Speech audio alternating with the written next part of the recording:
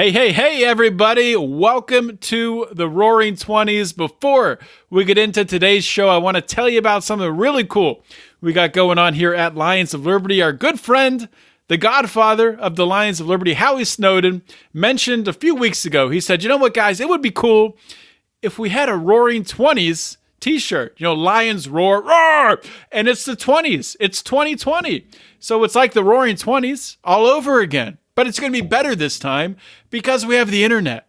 And because you have the internet, it means you can support great podcasts like Lions of Liberty. As a way to support the Lions of Liberty, we have created a Roaring 20s t-shirt that is freaking awesome. You can get this t-shirt if you join the Lions of Liberty Pride for $10 or up. Just on top of all the other benefits you get at those levels, you're going to get a free t-shirt. But you don't even have to join for $10 up. You can join at the $5 level, and we'll give you a sweet discount. Pick up one of those t-shirts, get the other stuff. You get access to the Pride, our Facebook group, all the bonus content, all this incredible stuff that we have. Check it all out, patreon.com/Lions of Liberty.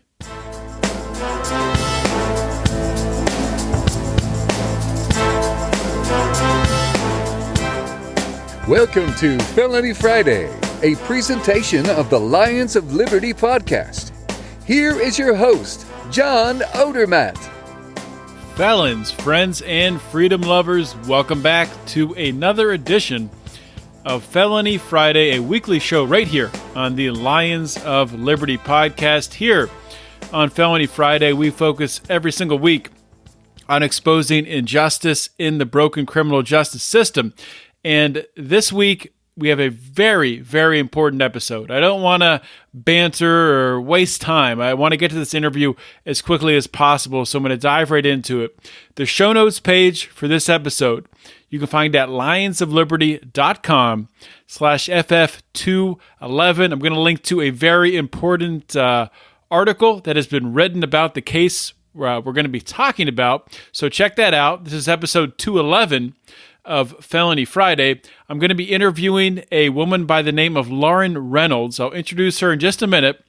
I want to point something out, though. There is a legal proceeding going on here. Lauren, along with 13 other women, are suing the United States government for abuse that they suffered and endured while they were in prison in Florida, federal prison in Florida. So throughout the interview, I'm interviewing Lauren, and her attorney was also on the call. His intention was just to listen in, but about 30 minutes into the interview, it became very apparent that I wanted him to chime in. I think Lauren did too, to give a little more background on the case. So about 30 minutes into this interview, you're going to hear from Lauren's attorney, Jim DeMiles. So this is a very, very important interview. Don't want to waste any more time. Let's get right to it.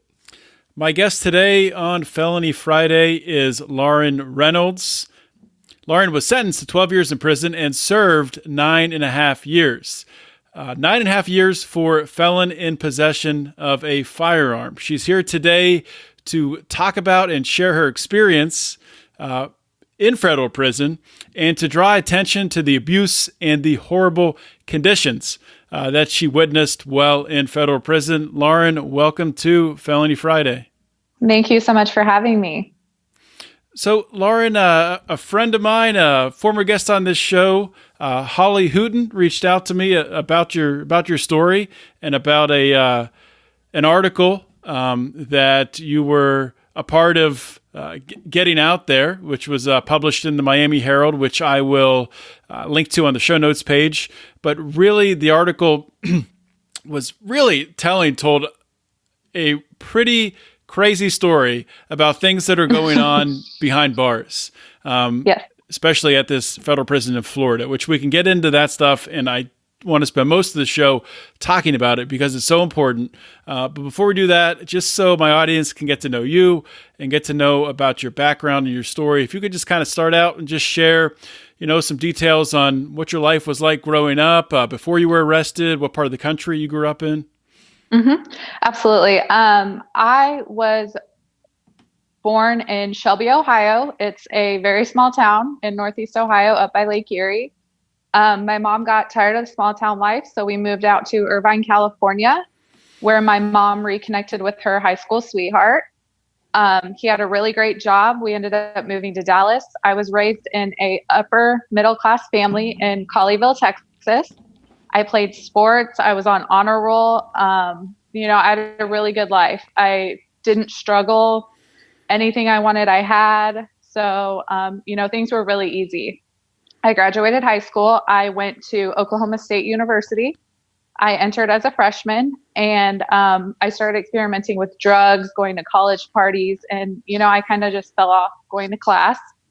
So when I came home, my parents are like, look, you dropped out of college, you need to fend for yourself, basically. So I got a, minimum wage job. I was waiting tables, and I really wasn't able to, make ends meet. So I started running drugs from Mexico to Dallas, and I got caught. I was 19 years old.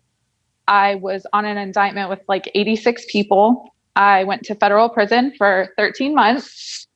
I was pushed through the system. Nothing really changed for me. I thought it was a joke.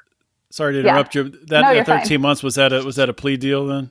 Yeah, it was a plea deal. So I got out. I was out for what was 1 that year. Go ahead. What was that first? So what was those 13 months? What was that prison experience like?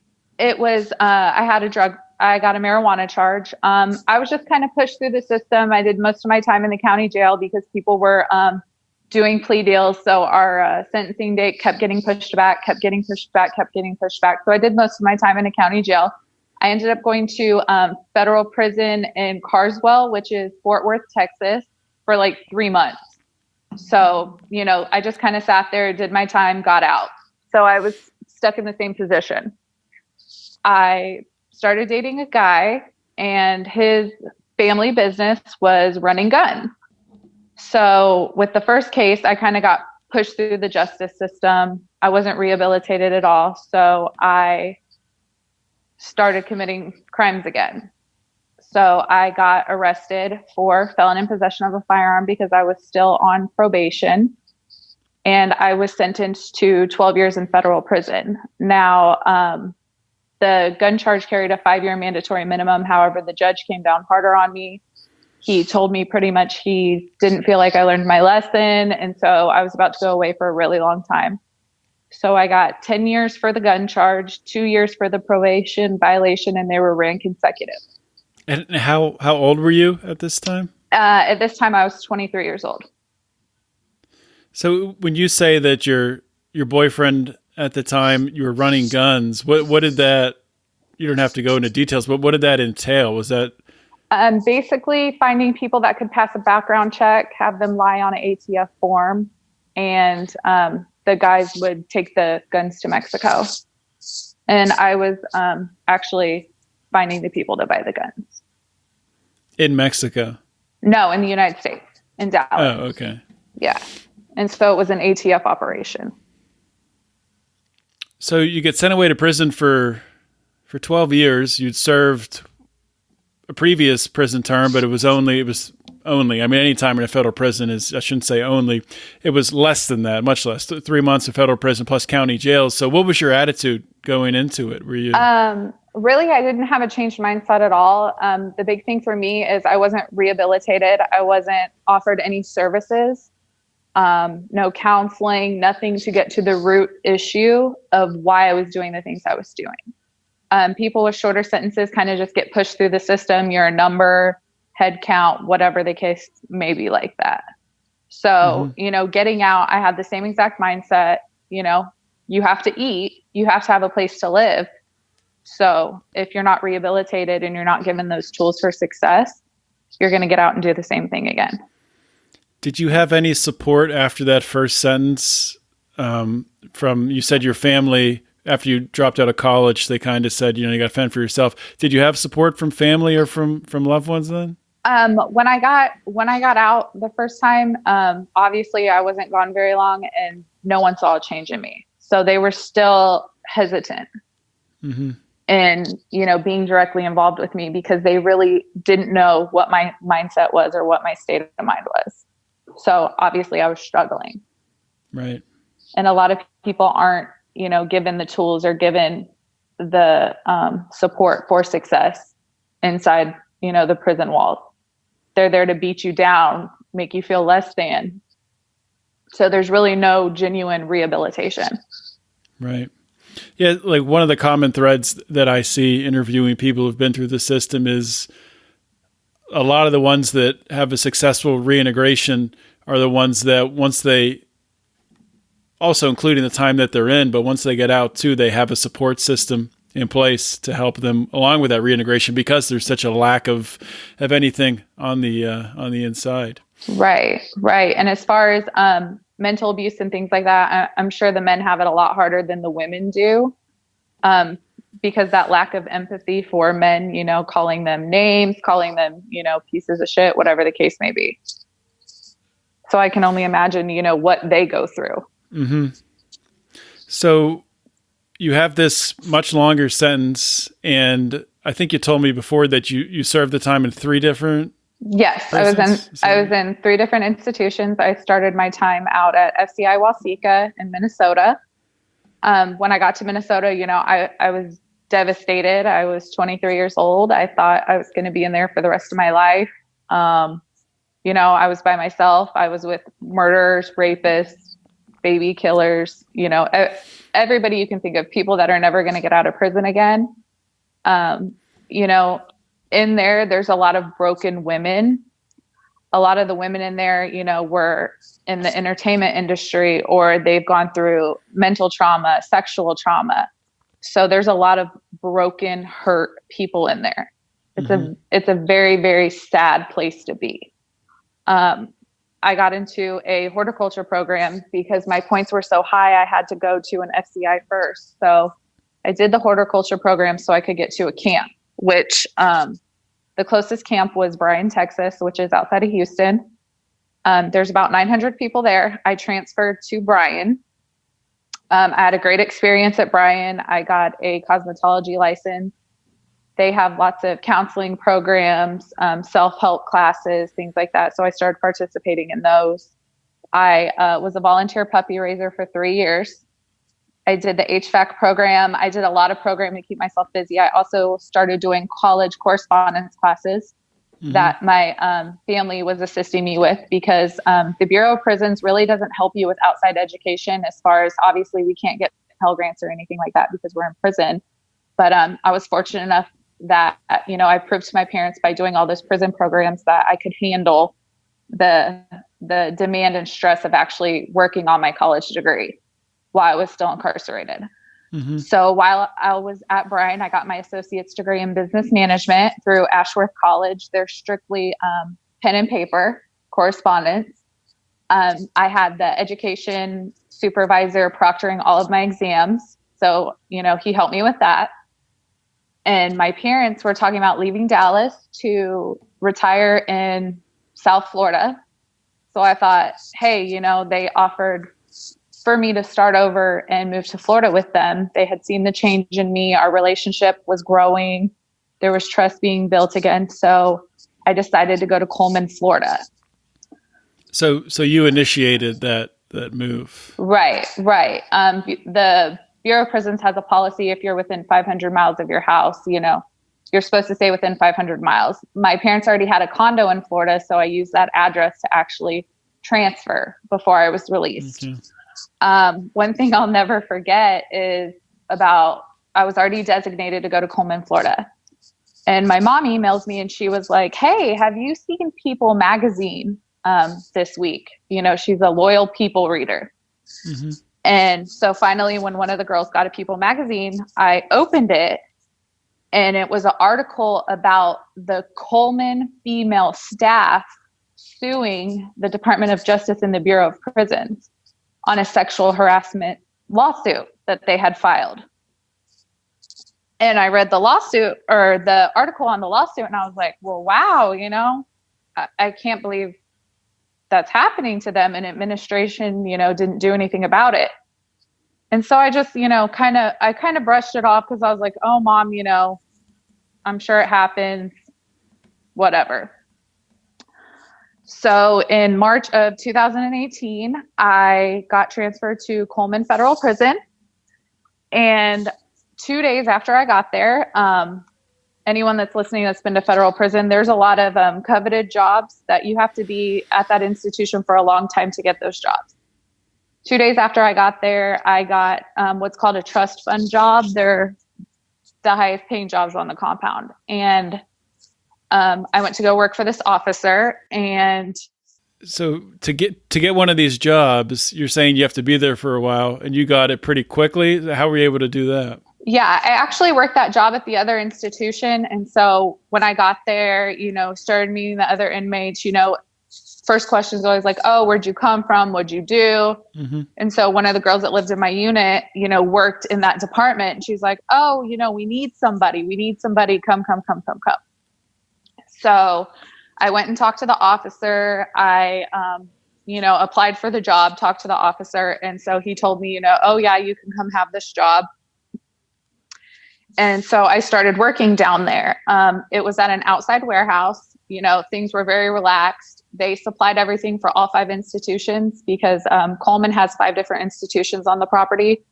They have 2 penitentiaries, a medium security, a low security, and then the camp, working camp.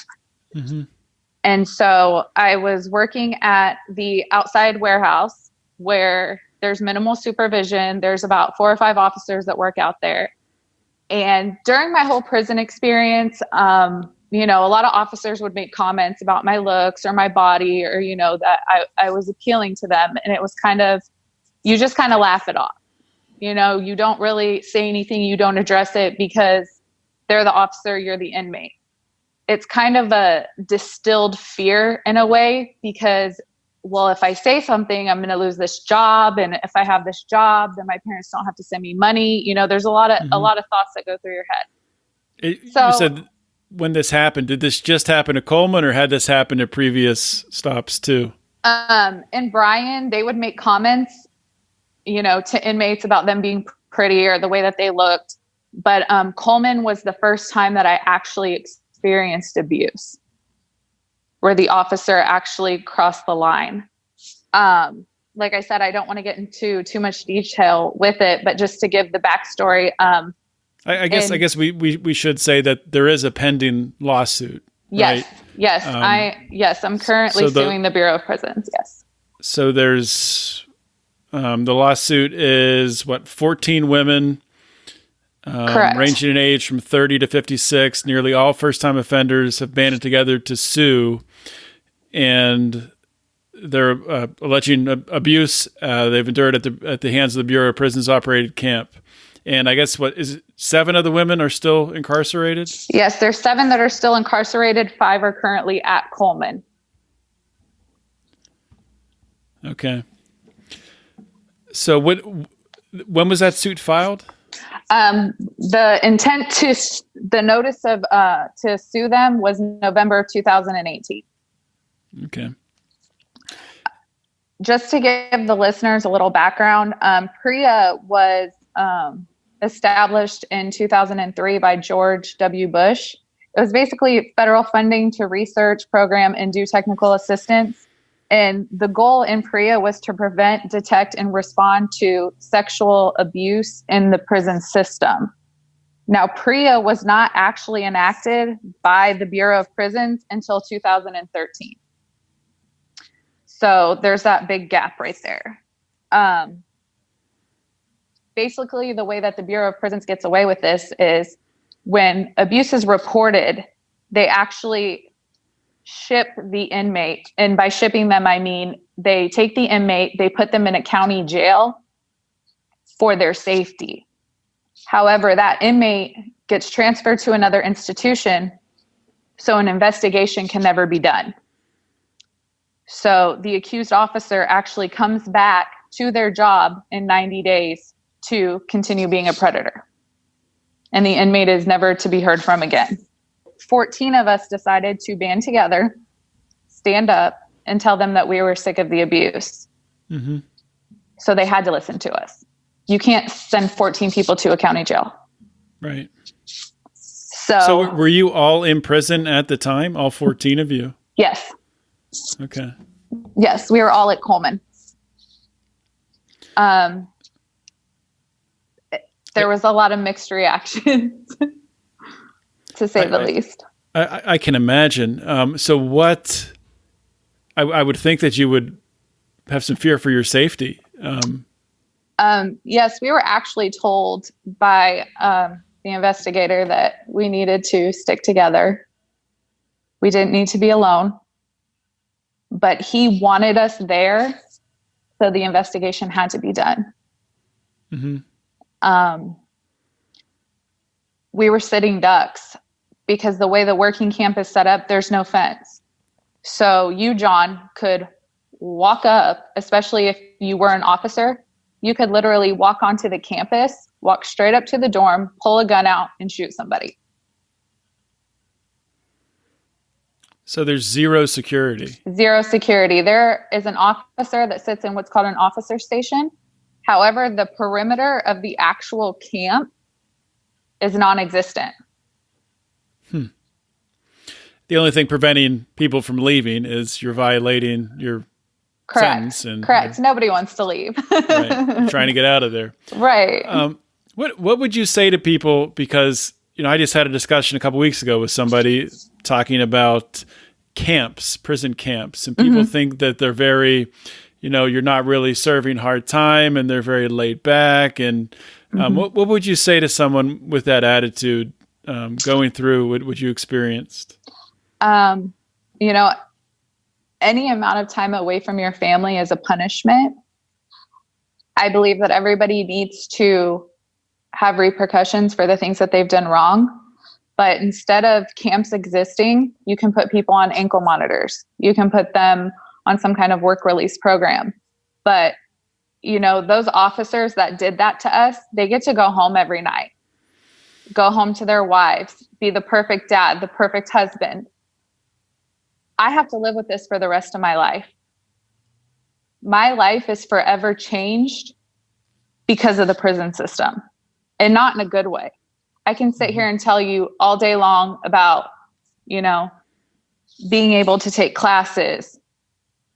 They're supposed to uplift us and protect us, because anybody whose wife, child, and mother goes to prison, they're supposed to be protected to an extent, and they're supposed to be safe. Here's the prime example. You have Larry Nasser, who is a child molester. He is at Coleman Federal Prison in United States Penitentiary 2. 2 officers named in this lawsuit work at United States Penitentiary number 2. So the very people that you have supervising him are going over to the prison camp and doing the exact same thing. Why aren't they in prison? So they don't even work at the camp. They are just coming over to the camp. Sometimes when they do job rotations, they request to go to the camp, but some of them do not. They come over to the camp to go to the facilities building. A lot of the officers that worked at the institution came to our warehouse because they needed different things, for their institution. So everybody that comes in and out of that camp does not necessarily work at the camp. And also the camp inmates work at the other institutions, whether it's cutting grass, cleaning lobbies, because the campers can actually get in an F-150 truck, chit out keys, and drive to other institutions on the property.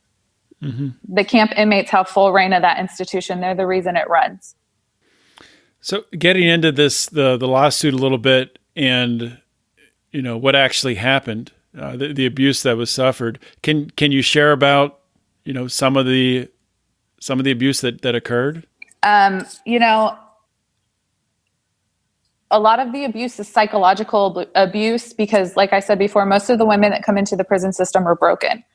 Whether, they were abused as a child, they may have worked in the entertainment industry, the sex service industry. Most women's confidence and esteem is very, very low. So you have these men that give them a little bit of attention, or, they take advantage of that and they groom these women because they're predators.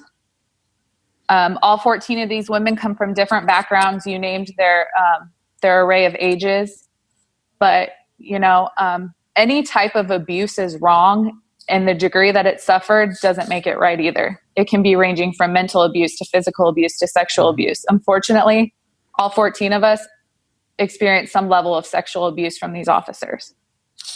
And it ranged from one time to myself, I went through it for 6 months. And it was the end of my sentence. You know, and at the end of your sentence, you want to be strong. You want to be mentally prepared for the real world because, let's face it, the world was different 10 years ago when I left it. The very first iPhone just came out. So, you know, just the technology alone was overwhelming for me. And also carrying all this, this mental baggage has not made it any easier. A few points that I want to hit on as far as, you know, the Bureau of Prisons and the way that they've actually handled this. The warden, I can say his name, right? Because this is, you can look up this information. Warden Ocasio at Coleman Federal Prison, when we sent that notice of intent to sue, he took early retirement 2 months later, and the Bureau of Prisons gave him a $34,000 bonus on the way out. When all $34,000 just for what? Thanks for working for us. Have a nice life. I think that story came out in, I want to say USA Today wrote a story about that $34,000 bonus. The investigating officer that actually brought this to light that worked for Coleman was demoted from a special investigator for the prison. He was demoted, and then he since has retired because the Bureau of Prisons could not silence us. Hey guys, just want to take a quick minute out of today's show to tell you about something that we're very excited about here at Lions of Liberty. Myself, Mark, and Brian, we are available to be speakers at your public or private events. We can, you know, come on board and analyze current events. We can MC events. We can discuss and give speeches on specific topics, of which we, of course, all three of us are well-versed in different specific areas.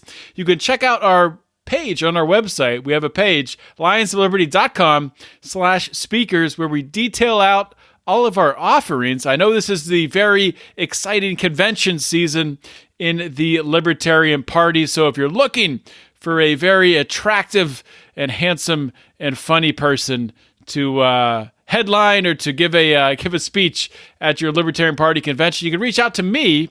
If you're looking for somebody who's funny and goofy looking, maybe reach out to Mark or Brian. I kid, but check it out, lionsofliberty.com/speakers. We want to be a part of your next event.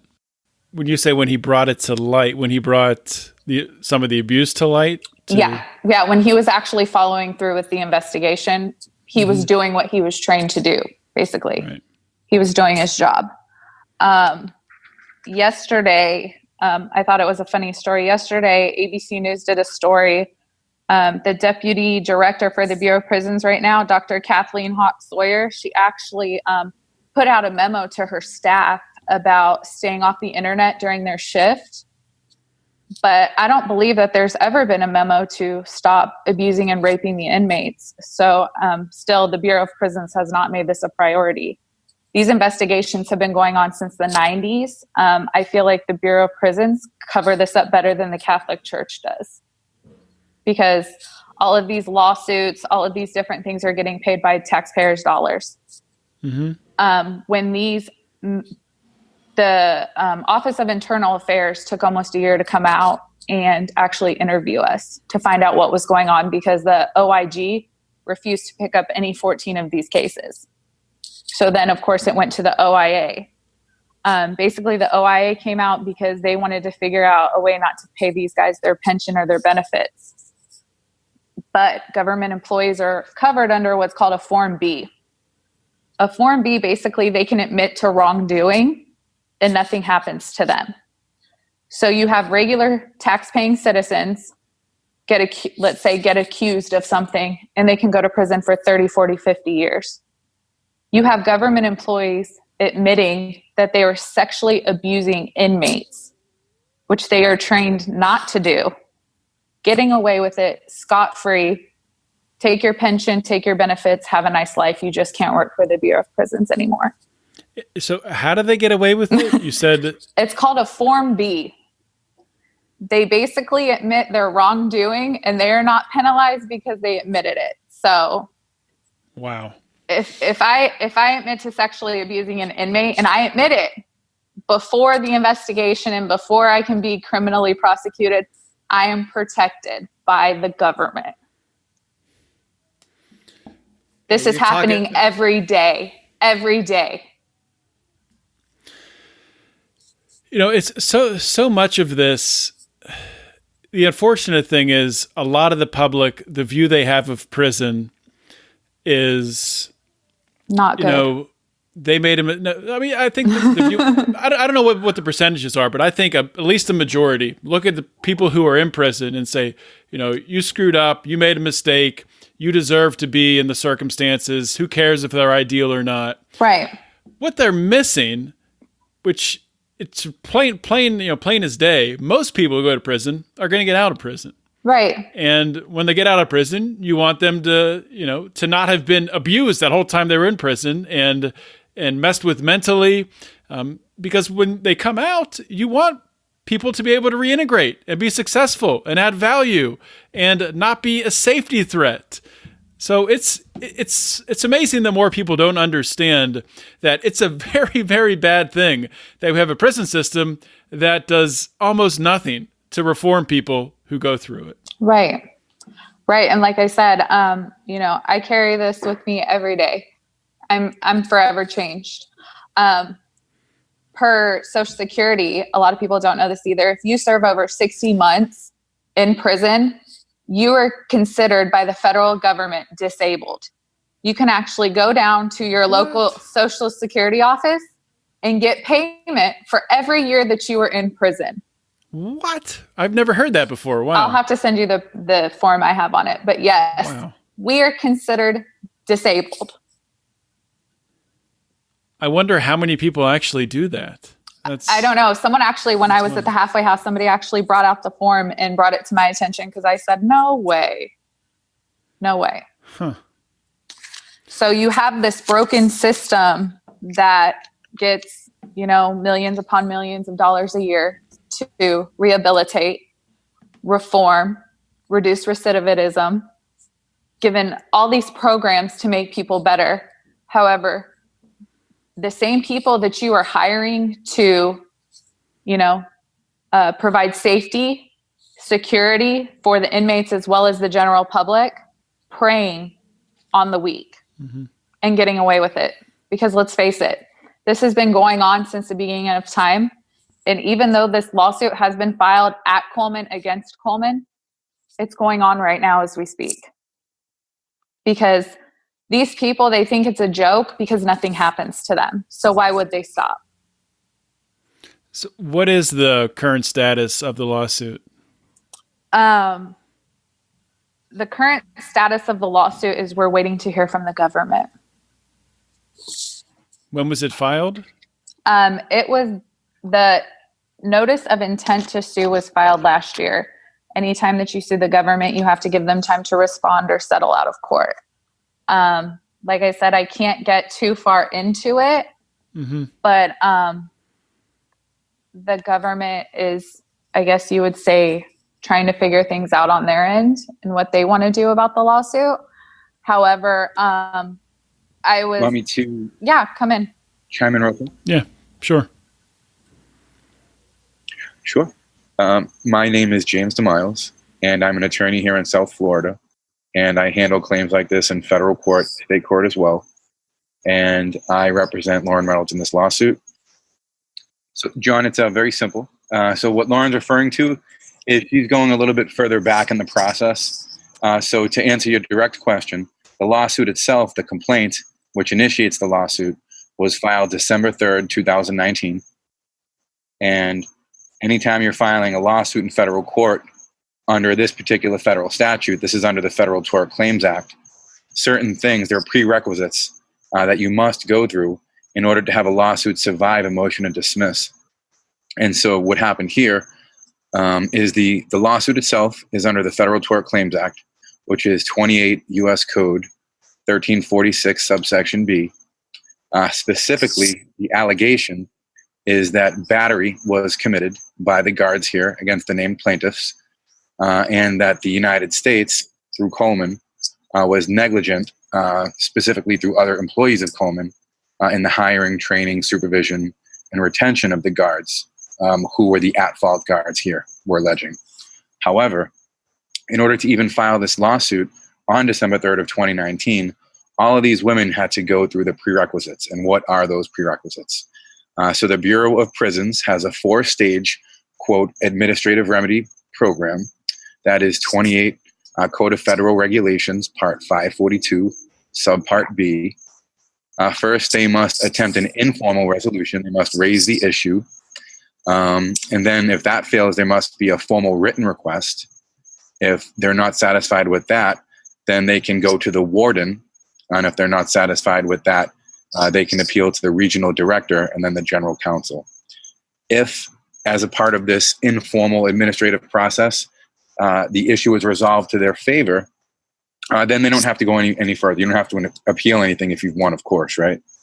And so at that point, where they've done everything they can administratively, the federal statutes direct that at that point, they have to look at the federal statutes to determine what to do. And the federal statutes here state that the next step would be filing a lawsuit under the Federal Tort Claims Act. And in order to do that, you need to notify any targets of the lawsuit. And so here, what they all had to do, what Lauren was referring to, was the notice that had to be sent. It's a notice of intent to sue in federal court. You need to file that at least 6 months prior to filing the suit. That needs to be served. And then there's a negotiation process. Sometimes cases will settle within that time. Sometimes they don't. And if they don't, then a lawsuit is filed. So I was not Lauren's attorney at the time the lawsuit was filed. She had prior counsel. And so when a complaint is filed and a lawsuit is initiated, the next step is that the defendants will have to respond to the complaint. Sometimes they can file an answer, and they can actually answer the allegations in the complaint. But I would suspect here they'll probably file a motion to dismiss, because in federal court, if you don't file a motion to dismiss as the initial response of pleading, then you waive any grounds for dismissal based on what should have been raised at that point.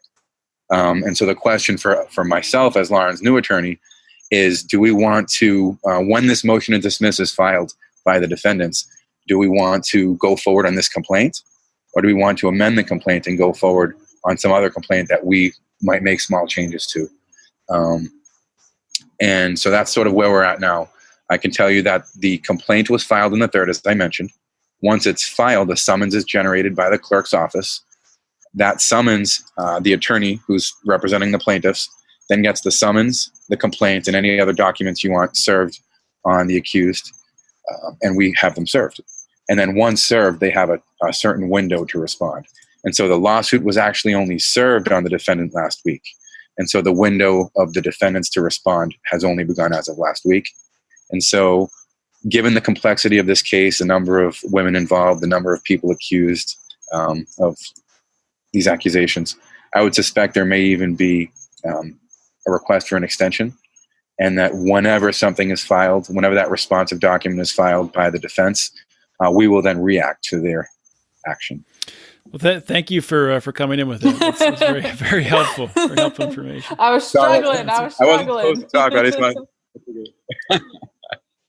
it. Lauren, before I let you go here, I just want to get some takeaways from you. We talked about at the pre-show chat that you're not really 100% free yet. You're still on an ankle monitor. Yes. So what are your plans going forward? What things would you like to accomplish here? Being silenced for so long, I didn't realize how much of a passion I would have for this. Every day that I was silenced, every day I was held back, every day that I was oppressed from the truth. That Miami Herald story, I actually got with Romy, the young lady that wrote it. And she really, I think, did justice for us. I'm speaking out for the girls that are still incarcerated, that still have no voice. Before I left, I went to them individually and I told them, I promised I will speak out for you. I will be your voice. So I am basically, wanting to talk to anybody that will listen, anybody that, might be in office that could be a vehicle of change, because this is a systemic issue and it needs to be addressed. So, if this experience drives me for the rest of my life to single-handedly try and change the prison system, then I'm going to do it. Hopefully sometime soon, me and Jimmy can get a meeting with Kushner or Cory Booker or Van Jones, people that were behind the First Step Act. So we could also, do things for the actual institutions and what needs to be implemented and what needs to be changed. If they need a PREA compliance officer, I would be happy to do it for the whole Bureau of Prisons so we can handle this. However, the change cannot be done unless people are willing to take action. So me coming on your show, I appreciate it because I'm willing to be the voice if people were be willing to be the vehicle for the change. Well, thank you. Thank you for coming on the show. And, one thing that is pretty common throughout all of my guests is the need to want to change the system. Because I could totally understand people going through the prison system, then you're done with it and you just want to wash your hands of it and move on. Right. But it's so powerful and it's so giving. It shows that there are a lot of people with a good heart who have gone through, this terrible system and then turn around and say, you know what? I want to improve it. I want to make it better. I don't want someone else to suffer through what I suffered through. So I think that's a huge testament to you Thank you. And you have to think of it, when you lay down at night and, I can lay down with a clear conscience because I know that I'm going to try to prevent it. May be my sister, your mother, your daughter, because guess what? Everybody's one decision away from ending up in prison. It can happen to anybody. True. It can happen to anybody. So, I've chose this. I'm not letting it choose me. Well, Lauren, thank you so much for coming on the show, and we will definitely follow your case and hopefully have you back on at a later date for an update. Of course, I would love to. Thanks. Okay, thank you so much, John. All right, thank you both. Thanks so much, John. Take care. Bye. Hope you guys enjoyed that interview with Lauren Reynolds and also hearing from her attorney, Jim DeMiles. I said at the top of the show how important this case is. And now that you've heard from Lauren, you've heard what she went through, you've heard just the absolutely unforgivable behavior that these prison guards are able to get away with. It's just completely disgusting. And I'm hopeful that, something good will come from this case, obviously.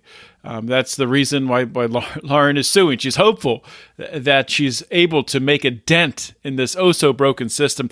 I brought up during this interview talking about sort of when people hear about federal camps, you think of Martha Stewart, you think of Felicity Huffman going away to these federal camps. So Felicity Huffman was there for like 5 minutes, but Martha Stewart actually did a little bit of time in a federal camp. And as Lauren said, she had different experiences at these federal camps. But you can see how things can be so different from one camp to the next. All it takes is just getting maybe a prison warden or a culture that not only allows, but enables and covers up for this abuse to happen, the abuse of prisoners at the hands of the ones that are supposed to be watching over them. So this is just this is such an important case, and we will be tracking it closely. I spoke with Jim DeMiles afterwards, and we're going to keep in touch. There's also a couple other cases, high-profile cases, that he's worked on that I'm hopeful that I'll be able to bring to you here to discuss on Felony Friday. But we will definitely track Lauren's case. I am grateful for Lauren to have the courage to come forward. Also grateful to my friend Holly Hooten to bring Lauren's case to my attention and to help to connect the two of us. Because the reason I do this show is to shine a light on cases just like this. And the Miami Herald did a great article. It's linked on the show notes page, lionsofliberty.com/FF211. Check that out for sure. It's great. But that's not enough. I mean, So please, if you think it's important, if you think this interview was important, what you heard here today, if you think other people might be interested in hearing it, maybe people who aren't even libertarians, maybe people who are just interested in reforming the criminal justice system. We need to band together to change this system, my friends. We're not going to do it with one political party. It's going to take a whole coalition of people who stand up and say enough is enough. Let's change the system from being one of repression and abuse into one of reform and success, one that leads to success after prison. When prisoners come out, they can add value to society and go on with their lives. That is what we need in this country. So hopefully you guys agree with me. If you do agree with me and you like what we're doing here at Lions of Liberty, that's fantastic. You could just keep listening. That's cool. You can subscribe. That's even cooler. Or you can go to patreon.com/Lions of Liberty and check our different support levels out there. And that would be the coolest, man. That would be the coolest way to support us. So thank you so much for listening today, for spending some time with me and hearing this very important story from Lauren Reynolds. And hope you all have a great weekend. This is John Odermatt signing off. Always remember to keep your head up and the fires of liberty burning.